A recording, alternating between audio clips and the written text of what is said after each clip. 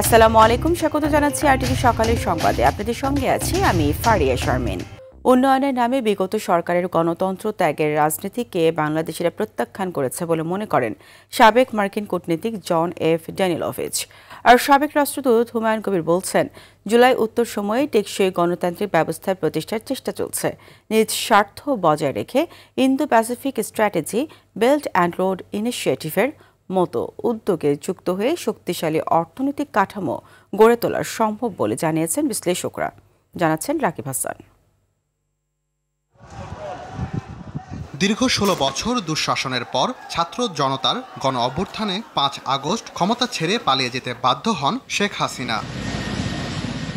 পরে অন্তর্বর্তী সরকার ক্ষমতা নিয়ে রাষ্ট্রের সংস্কার সহ গণতন্ত্র পুনরুদ্ধারে জাতীয় নির্বাচনের সম্ভাব্য সময় ঘোষণা করে। এ অবস্থায় যুক্তরাষ্ট্রে নিযুক্ত সাবেক রাষ্ট্রদূত হুমায়ুন কবির বলছেন, আগামীতে টেকসই গণতান্ত্রিক রাষ্ট্র হলে বহির্বিশ্বে ভাবমূর্তি বাড়বে দেশের। টেকসই গণতান্ত্রিক ব্যবস্থার জন্যই তো এখন জুলাই উত্তর সময়টাতে আমরা চেষ্টা করছি, এবং গণতান্ত্রিক একটা রাষ্ট্র ব্যবস্থা হলে আমার ভাবমূর্তির জন্য ইতিবাচক জায়গা তৈরি হয়। ২০০৭ থেকে ২০১১ মেয়াদে থাকা বাংলাদেশে মার্কিন যুক্তরাষ্ট্রের দূতাবাসের deputy chief of mission John F ড্যানিলোভিচের মতে, বিগত সরকারের গণতন্ত্র ত্যাগের বিষয়টি ভালোভাবে নেননি বাংলাদেশিরা।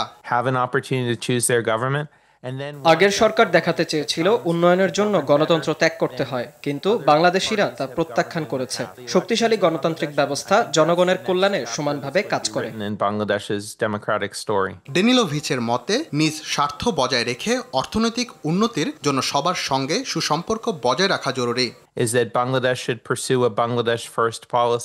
অর্থনৈতিক নিরাপত্তা ও উন্মুক্ত সমুদ্রপথ বজায় দক্ষিণ এশিয়া, দক্ষিণ পূর্ব এশিয়া এবং বৃহত্তর ইন্দো প্যাসিফিক অঞ্চল বাংলাদেশের জন্য গুরুত্বপূর্ণ। তবে যুক্তরাষ্ট্র, চীন, ভারত বা অন্য যে দেশই হোক, বাংলাদেশের সম্পর্ক নির্ভর করবে নিজের জাতীয় স্বার্থের ওপর, অন্যের স্বার্থে নয়। তৃতীয় কোনো পক্ষকে ক্ষতির কারণ না করে অর্থনৈতিক উন্নয়ন ও নিরাপত্তা নিয়ে সকলের সঙ্গে কাজ করতে পারি বলছেন সাবেক রাষ্ট্রদূত। আমার স্বার্থের আলোকে আমার প্রধান বিষয় হচ্ছে আমার দারিদ্র্য বিমোচন, অর্থনৈতিক উন্নয়ন, এটাকে নিশ্চিত করা। কানেক্টিভিটি প্রমোশনের জন্য যারাই কাজ করবে আমরা তাদের সাথে কাজ করতে পারি। সেখানে ইন্দো প্যাসিফিক স্ট্র্যাটেজি হতে পারে, বিআরআই হতে পারে, জাপানের বিগ বি হতে পারে। তো সেগুলো নিয়ে আমরা কাজ করব। ইন্দো প্যাসিফিক অঞ্চলের কৌশলগত সেতু বন্ধন হিসেবে বিশ্ব রাজনীতিতে বাংলাদেশের গুরুত্ব বাড়ছে। এ অঞ্চলের মূল অংশীদার হিসেবে দেশটিকে আখ্যায়িত করেছে ইউরোপীয় ইউনিয়ন। ভৌগোলিক অবস্থার কারণে যুক্তরাষ্ট্র, চীন, জাপান এমনকি রাশিয়ার মতো শক্তিশালী দেশগুলো চায় বাংলাদেশকে পাশে পেতে। রাকিব হাসান, আরটিভি, ঢাকা। সাবেক প্রধানমন্ত্রী বিএনপি চেয়ারপারসন বেগম খালেদা জিয়ার সিটি স্ক্যান সম্পন্ন হয়েছে। রিপোর্টও স্বাভাবিক এসেছে বলে জানিয়েছে তার চিকিৎসায় গঠিত মেডিকেল বোর্ড। গতকাল রাতে এ তথ্য জানিয়েছে চিকিৎসকরা। রাজধানীর এভারকেয়ার হাসপাতালে চিকিৎসকদের নিবিড় পর্যবেক্ষণে রয়েছেন বিএনপি চেয়ারপারসন। পরিস্থিতির উন্নতি হলে নেওয়া হবে লন্ডনে। তার চিকিৎসা তত্ত্বাবধান করছেন পুত্রবধূ ডক্টর জুবাইদা রহমান। এর আগে পাকস্থলীর জটিলতার কারণে বেগম জিয়ার এন্ডোস্কোপি করা হয়। শুরুতে কিছুটা রক্তক্ষরণ হলেও পরে তা নিয়ন্ত্রণে আসে। দেশি বিদেশি চিকিৎসকদের সমন্বয়ে গঠিত মেডিকেল বোর্ড তার শারীরিক অবস্থা পর্যবেক্ষণ করছেন।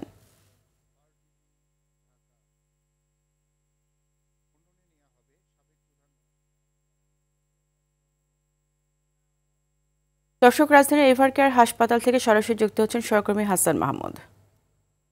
হাসান, বেগম জিয়ার এখন অবস্থা কি শরীরের জানাবেন?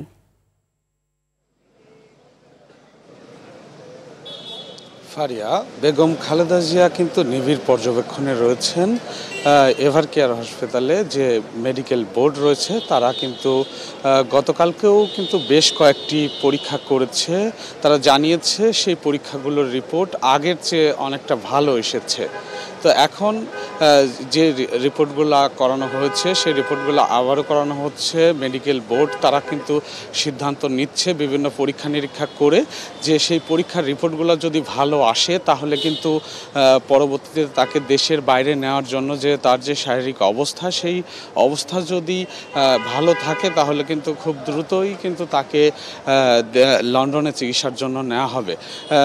আপনি জানেন যে ডক্টর জুবাইদা রহমান কিন্তু বাংলাদেশে আসার পর থেকে তিনি কিন্তু দফায় দফায় এভারকেয়ারে ছুটে আসছেন। শাশুড়ি বেগম খালেদা জিয়ার শারীরিক অবস্থা তিনি দেখছেন। মেডিকেল বোর্ডে যে সকল সদস্যরা রয়েছেন তাদের সবার সাথে কথা বলছেন। এখানে দেশি বিদেশি যে সকল চিকিৎসকরা রয়েছেন তারা কিন্তু বেগম জিয়ার শারীরিক অবস্থা সার্বক্ষণিকভাবে তারা দেখছেন তার কি অবস্থা, তিনি দীর্ঘ জার্নি করে আসলে লন্ডনে চিকিৎসা নিতে যেতে পারবেন কিনা, তার শারীরিক অবস্থা উন্নতি হলেই কিন্তু অতি দ্রুতই কিন্তু তাকে দেশের বাইরে নিয়ে যাওয়া হবে এমনটি জানতে পেরেছি।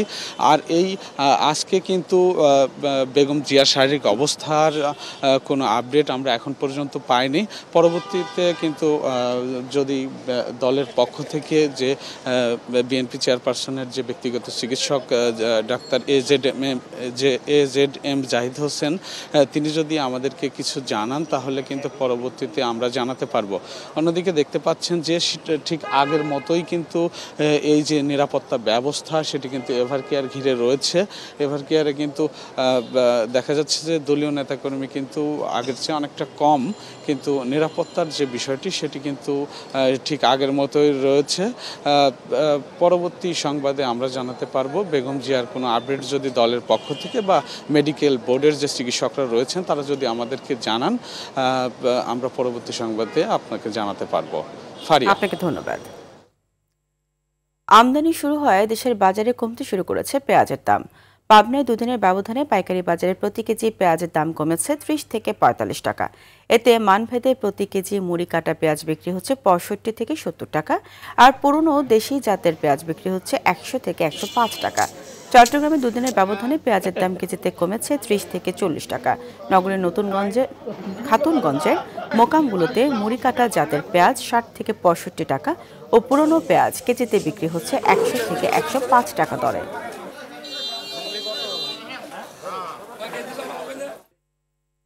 দর্শক, এই নিয়ে আরো জানাতে চট্টগ্রামের খাতুনগঞ্জ থেকে সরাসরি যুক্ত হচ্ছেন সহকর্মী সাইফুল মাহমুদ। সাইফুল, পেঁয়াজের দর তো কিছুটা কমেছে, তো আজকে কি দরে বিক্রি হচ্ছে বিস্তারিত জানাবেন। জি ফারিয়া, আসলে যেমনটি বলেছেন, আসলে আমরা যেভাবে শুনে এসেছিলাম আসলে পেঁয়াজের দাম কমেছে, কিন্তু ঠিক খাতুনগঞ্জে আজকে সকালবেলা কিন্তু সম্পূর্ণ সেটার বিপরীত চিত্র আমরা এখানে দেখতে পেলাম। আমরা কিন্তু আসার পরে বেশ কয়েকজন দোকানদারের সাথে কথা বললাম, তারা আমাদেরকে জানালো গতকালকে যে পেঁয়াজ পুরাতন বড় পেঁয়াজ বিক্রি হয়েছিল 80, 85, 88, 90 টাকা, সেই পেঁয়াজ আজকে সকালেই বিক্রি হচ্ছে কিন্তু 110 টাকাতে, এবং যেটা মুড়ি কাটা পেঁয়াজ গতকালকে বিক্রি হয়েছিল 60, 65 টাকা এবং সেটা আজকে বিক্রি হচ্ছে 70, 75 টাকার মধ্যে। এবং সকালবেলায় উঠেই কিন্তু যারা খুচরা ক্রেতা আছে বিভিন্ন জায়গা থেকে কিনতে এসেছে তারা কিন্তু হতাশ হয়েছে, যেহেতু তারা বললো আসলে পেঁয়াজের দাম কমেছে, সেই জন্য অনেকেই কিন্তু 88, 90 টাকা দিয়ে কিনেছে। এবং আজকে যারা কিনতে এসেছে তারা কিন্তু 110 টাকা, বিক্রেতারা 110 টাকা থাকতে তারা কিন্তু আসলে এক প্রকার হতাশই বলা যায়। আসলে এখানকার যারা ব্যবসায়ী আছে তারা কিন্তু সরাসরি দোষারোপ করছেন কৃষকদের যেই একটা সিন্ডিকেট রয়েছে তারাই কিন্তু আসলে উদ্দেশ্য করে কিন্তু পেঁয়াজের দাম বৃদ্ধি করেছে। যাদের ওদের স্টকে যে পরিমাণ পণ্য রয়েছে সেগুলো কিন্তু তারা ধীরে ধীরে বের করতেছে, যেহেতু একটু দাম বাড়লেই তারা কিছু পেঁয়াজ বের করে আবার একটু দাম বাড়ার উদ্দেশ্যে তারা কিন্তু বসে থাকে, সেজন্য তারা কিন্তু সেভাবেই কিন্তু একটা সিন্ডিকেট তৈরি হয়েছে। এবং এখানে যারা ব্যবসায়ী আছে তারা বললো তারা শুধুমাত্র কমিশন ভিত্তিক বিক্রি করে, তাদেরকে মোকাম থেকে যেভাবে বলা হচ্ছে তারা সেভাবে কিন্তু বিক্রি করছে, এর বাইরে তাদের আসলে বিক্রি করার কোনো সুযোগ নেই। এই ক্ষেত্রে যারা আসলে পেঁয়াজ ব্যবসায়ী রয়েছে, কৃষকদের থেকে কিনে যারা আসলে মধ্যস্বত্বভোগী ব্যবসায়ী তারা কিন্তু বড় ধরনের একটা ক্ষতির মুখে পড়েছেন বলে তারা অভিযোগ করেছেন। বিশেষ করে গত কয়েকদিনে তারা পেঁয়াজ কিনেছেন আসলে 110 টাকা, 120 টাকাতে, এবং অনেকে কিন্তু 140 টাকাতেও কিন্তু পেঁয়াজ কিনেছেন। এই 140 টাকা পেঁয়াজ কেনার পরও কিন্তু সেই পেঁয়াজ কিন্তু 110-20 টাকা তারা কিন্তু বিক্রি করতে পারতেছেন না। তারা কিন্তু সরাসরি কৃষককে কিন্তু দায়ী করছেন, এবং একই সাথে আমদানি ঘোষণা দেওয়ার পরও কিন্তু আসলে পেঁয়াজের যে দাম কমার কথা ছিল সেই দাম কিন্তু আসলে কমেনি, বরঞ্চ উল্টো আজকে কিন্তু পেঁয়াজের দাম কেজি প্রতি আসলে 10 থেকে 15 টাকা বৃদ্ধি পেয়েছে। যেহেতু যেখানে গতকালকে 88, 90 টাকা বিক্রি হয়েছিল সেই পেঁয়াজ আজকে কিন্তু 110 টাকা, তাতে বুঝে যাচ্ছে আসলে শুধুমাত্র রাতের ব্যবধানে 20 টাকা পর্যন্ত কেজি প্রতি পেঁয়াজ বেড়েছে। এবং ধারণা করা হচ্ছে যদি ভারত থেকে যদি পেঁয়াজ আমদানি না হয় আজকের মধ্যে, তাহলে হয়তো আরো বাড়তে পারেন বলে ধারণা করছেন এখানকার ব্যবসায়ীরা। তবে এখানে যারা আমদানিকারক রয়েছেন তারাও কিন্তু আসলে কৃষকদেরকে দোষারোপ করছেন। কৃষকরা কিন্তু মূলত এটার একটা বড় সিন্ডিকেট বলে তারা মনে করছেন। আরেকটা বিষয় জানিয়ে রাখি, সেটি হচ্ছে যে আজকে থেকে কিন্তু বর্জ্য তেলের দাম 6 টাকা কিন্তু বৃদ্ধি পেয়েছে। এইটা নিয়ে কিন্তু যারা সাধারণ ক্রেতা রয়েছেন তারা কিন্তু ক্ষোভ প্রকাশ করেছেন।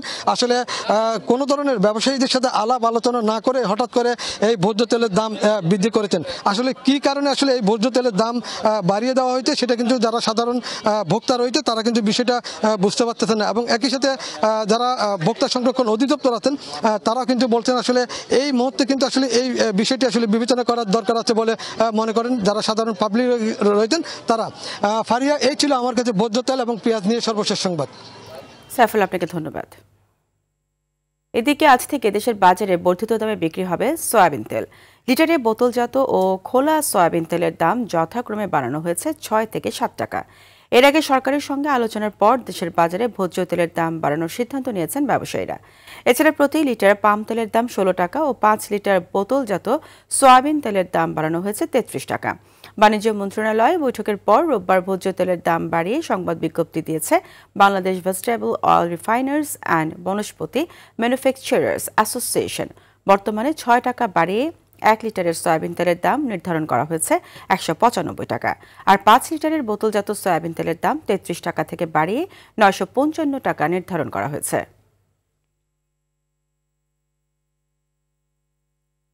এবার আমন ধানের ফলন ছাড়িয়েছে বিগত কয়েক বছরকে। ঝড় কিংবা কোনো ধরনের দুর্যোগ না থাকায় ভালো ফলন পায় খুশি বরিশালের কৃষকরা। এছাড়া টাঙ্গাইলে চলতি আমন মৌসুমে বিঘা প্রতি 2 থেকে 4 মণ ধান উৎপাদন বেশি হয় কৃষকের আনন্দ বেড়েছে। চলছে ধান কাটা ও মাড়াইয়ের কাজ। জেলা প্রতিনিধিদের পাঠানো তথ্যচিত্রে আরও জানাচ্ছেন লামিয়া তানজিন মাহমুদ।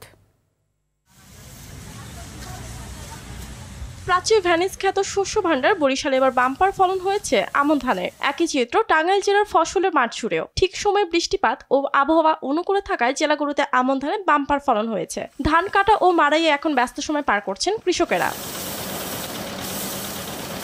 ইতিমধ্যে 80% জমির ধান কাটা শেষ হয়েছে। হাট বাজারে উঠতে শুরু করেছে নতুন ধান। বরিশালে ধানের লক্ষ্যমাত্রা ধরা হয়েছে 2,82,282 মেট্রিক টন, যা গত বছরের তুলনায় বেশি। যারা ধান চাষ করছে খুবই ভালো। যদি রেটটা একটু ভালো পাই বাজারে তাহলে আমরা অনেক লাভবান হব। এবার যেখানে যা রোপণ করা হয়েছে সে জায়গায় ভালো হয়েছে। এদিকে চলতি মৌসুমে 1000 কোটি টাকার বেশি ধান উৎপাদন হবে টাঙ্গাইলে। ফলন ভালো হয়েছে, যথেষ্ট ভালো হয়েছে। 1 একর জায়গা লাগাইছি, মোটামুটি হয়তো 50 বা 55 মণ এরকম হইতে পারে। ইনশাআল্লাহ আমি অবশ্যই লাভবান হব, কারণ আমার এবার আল্লাহর রহমতে বাম্পার ফলন হয়েছে আমি বলবো আর কি। তো আপনারা সামনে দেখতে পাচ্ছেন ধানের শীষগুলা কত বড় বড় হয়েছে। সরকার নির্ধারিত মূল্যে কৃষকদের লোকসানের মুখে পড়তে হবে না বলে জানালেন বরিশাল ও টাঙ্গাইলের কৃষি সম্প্রসারণ অধিদপ্তরের উপপরিচালক। ধানের রোগ পোকামাকড়ের আক্রমণও সেরকম নেই, খুবই বাম্পার ফলন হয়েছে, মাঠের চেহারা খুবই ভালো। তো যে কারণে আমরা আশা করছি দামটা তারা এখন এক্সপেক্টেড লেভেলেই পাবে। 80% ধান কর্তন সম্পন্ন হয়েছে। আমাদের যে উৎপাদনের যে লক্ষ্যমাত্রা ছিল আশা করি এটা অ্যাকসিড করবে। কৃষকরা সুস্থভাবে এবং ভালোভাবে ধানগুলো কেটে তাদের ঘরে নিয়ে যাচ্ছে। কৃষকের যে আশা আকাঙ্ক্ষা, আমরা আশা করি যে এই রোপা আমন এবং বোনা আমন তারা কর্তন করে যে ধান ঘরে সুস্থভাবে নিয়ে যাবে এবং এটা তারা লাভবান হবে।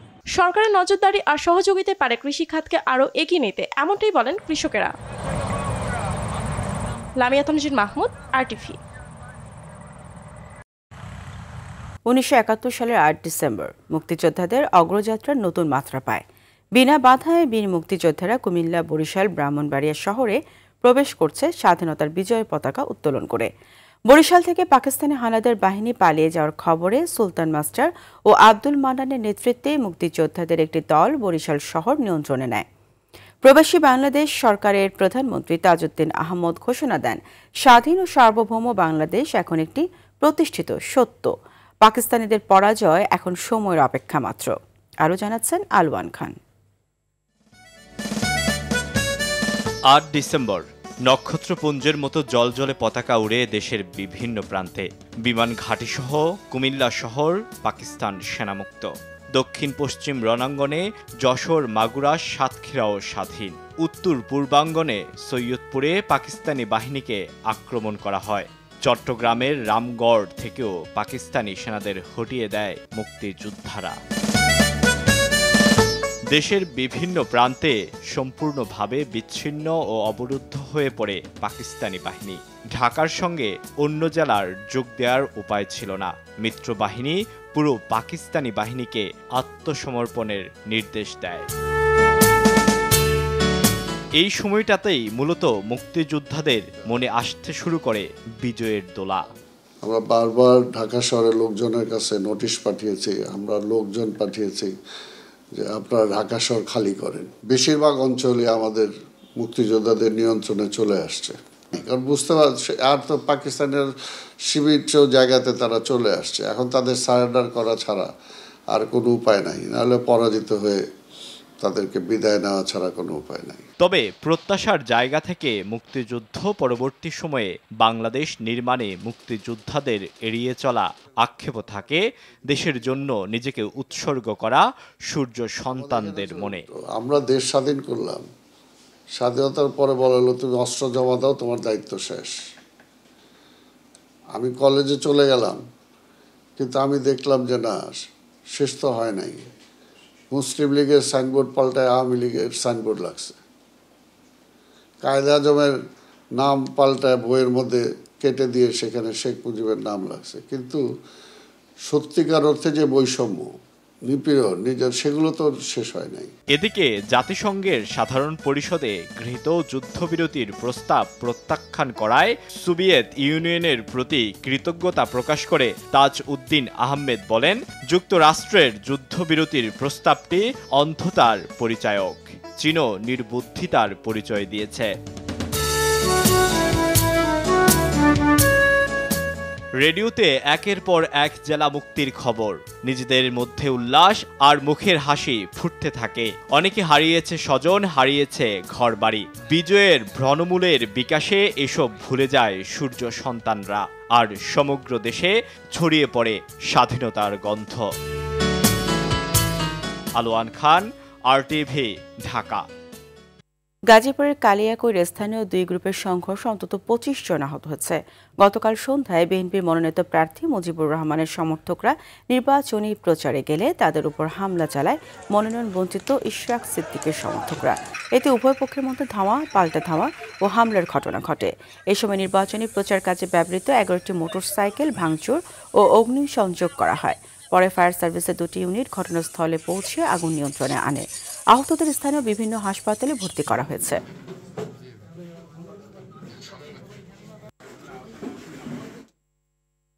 পঞ্চগড়ে সর্বনিম্ন তাপমাত্রা রেকর্ড হয়েছে 10.5 ডিগ্রি সেলসিয়াস। ডিসেম্বরের মাঝামাঝি থেকে শেষের দিকে মৃদু থেকে মাঝারি শৈত্যপ্রবাহ বয়ে যাওয়ার আভাস দিয়েছে আবহাওয়া অফিস।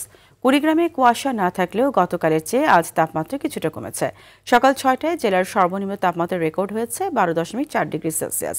এদিকে দিনাজপুরে সকাল 6টায় সর্বনিম্ন তাপমাত্রা রেকর্ড হয়েছে 11.9 ডিগ্রি সেলসিয়াস।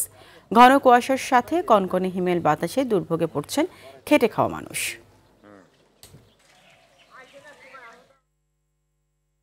নেত্রকোনার হাওড়া অঞ্চলে উদ্বেগজনক হারে বেড়েছে দেশি বিদেশি অতিথি পাখি শিকার ও বিক্রি। জাল ও ফাঁদ দিয়ে প্রকাশ্যে পাখি শিকার করছে অসাধু শিকারীরা। এতে জেলার জীববৈচিত্র্য হুমকির মুখে পড়েছে। পাখি নিধন বন্ধে প্রশাসন মাঝে মাঝে অভিযান চালালেও তা যথেষ্ট নয় বলে জানিয়েছেন স্থানীয়রা। আর পরিবেশের ভারসাম্য রক্ষায় স্থানীয় প্রশাসনকে কঠোর হওয়ার পরামর্শ পরিবেশবিদদের। নেত্রকোনা প্রতিনিধি গজনবী বিপ্লবের পাঠানো তথ্যচিত্রে আরও জানাচ্ছেন সুলাইমান কবির। নেত্রকোনার মদন মোহনগঞ্জ ও খালিয়াজুড়ি এলাকা হাওড় অঞ্চল হিসেবে খ্যাত। শীতের শুরুতে এসব এলাকায় আসতে শুরু করে রং বেরঙের অতিথি পাখি। এবারও শীত পড়তেই নেত্রকোনার হাওড়ে দেখা মিলছে বিভিন্ন প্রজাতির দেশি বিদেশি পাখি।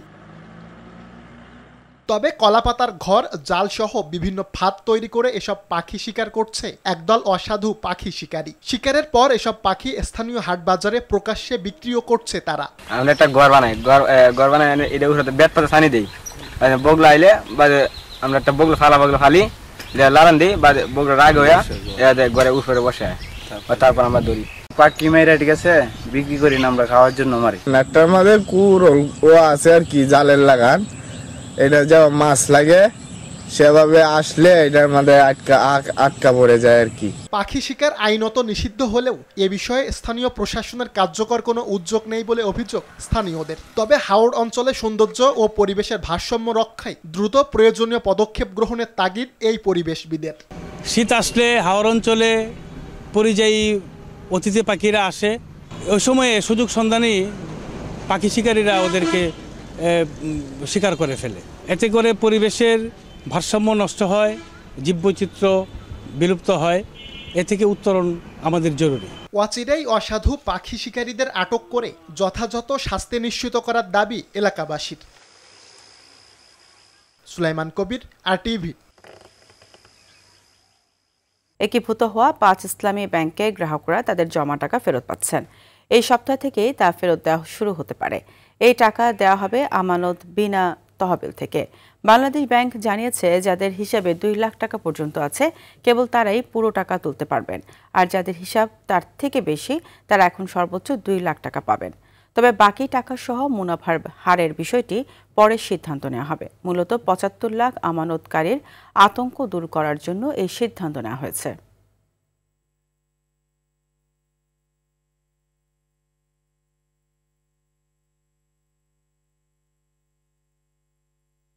লাতিন বাংলা সুপার কাপের দ্বিতীয় ম্যাচে আজ আর্জেন্টিনার দল অ্যাথলেটিক চার্লনের বিপক্ষে নামবে বাংলাদেশের red and green future star. Dhaka জাতীয় স্টেডিয়ামে ম্যাচটি শুরু হবে সন্ধ্যা 7টায়। প্রথম ম্যাচে ব্রাজিলের সাও বার্নাদোর বিপক্ষে হারলেও এই ম্যাচে জয় নিয়ে আত্মবিশ্বাসী প্রধান কোচ ইমরুল হাসান। এদিকে আর্জেন্টিনার ক্লাবটির লক্ষ্য শিরোপা জয়। বিস্তারিত রাফি আমিনের রিপোর্টে। লাতিন বাংলা সুপার কাপে শেষবারের মতো মাঠে নামবে লাল সবুজের দল। Red and green future star নামে দেশকে প্রতিনিধিত্ব করা দলটির প্রতিপক্ষ এবার আর্জেন্টিনার ক্লাব অ্যাথলেটিক চার্লন।